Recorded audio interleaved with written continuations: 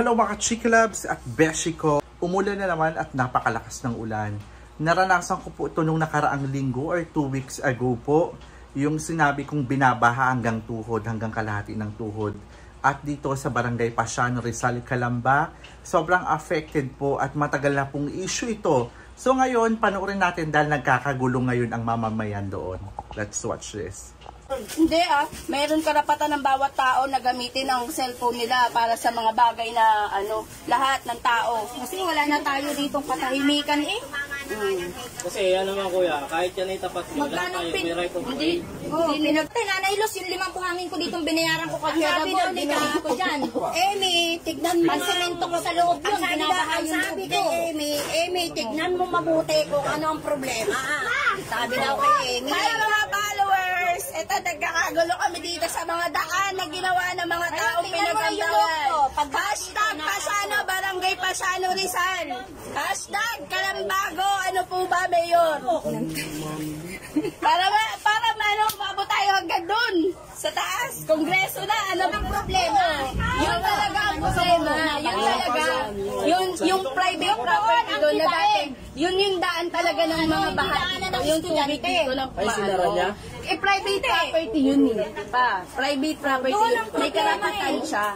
Kahit private yun kung may kikilos ako. Ako nga pare, kahit ako yung walang pambiling bakal, dinamihan kong bakal dito para lang maitaas yung lusutan ng tubig. Kasi ang nangyari kasi kuya, kaya naman nag-decision si Kuya Don ng ganun. Kasi lahat daw ng basura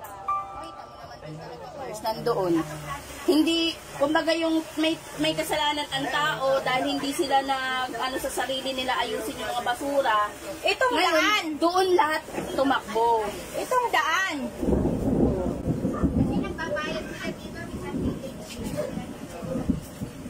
Kahit pa na private, may right of way tayo.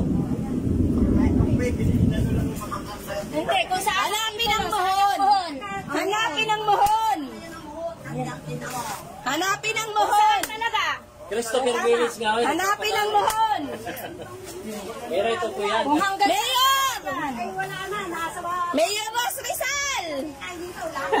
Shout out! Kung kakatuwiran nyo private, edi kulungin nyo din yung tubig sa loob nyo kung saan lagaan nyo. Paki-share po yung live. Paki-share po yung live. Paki-share po yung live. ilan mo? Paki-share po yung live. Dapat din na ako. Para magkaalaman po dito.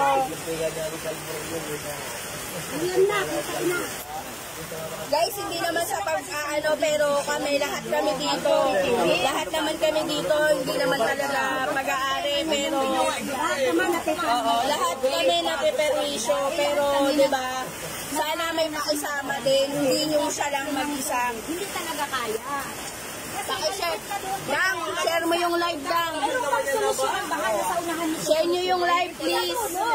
Yung abusan. Muulan na. Ang solusyon ng baha, hindi sa unahan. Doon sa dulo, yung inaabusan, yung didiretsuhan ng tubig. Oo. O kung saan talaga ang hindi nagdidesisyon ang unahan ang aayusin mo bago ang hulihan na yan. Wala rin yun. Sa ulihan talaga yan. Lalabatan.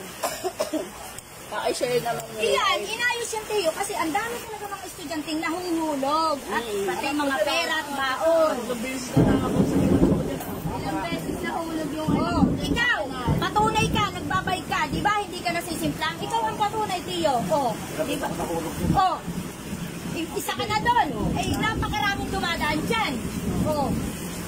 Ang iniisip kasi nila, Tiyo, ang tubig na sobrang natural, bumabaha talaga kasi wala nang maayos sa daulan din sa dulo. Guys, pa-share Kaya ng ako live. noon, nagtaas nga ako kahit ako'y walang pangtaas talagang Ang doon, Nirereklamo nila yung baha samantalang matagal na pong problema dito ang baha sa amin. Mas maayos po yung daan namin ngayon dito simula ng pinagtulong-tulungan ng mga tao ang daan dito na maging maayos. Pinag-ambagan po ng mga tao dito ang pagbili ng semento. sa Senado nga kahit 5 kayo at At inayos po yung daan namin dito. Talo yung 5. Alright, oras na para magbigay ng reaction mga Chiki Loves at Beshi ko. Ayan nga po, yan, naranasan ko po talaga personally yan. At sabi ko nga po, nananawagan po, hindi lang ako, pati po ang mga taga dyan, ang taga na po talagang issue ng taon na po. Yes po, at yung mga nakaupo po dyan, yan po yung sinasabi ko sa inyo na ayusin nyo naman po. Siguro naman po, meron kayong pakiramdam, pakiayos po yan, yung hinanaing po ng inyong nasasakupan.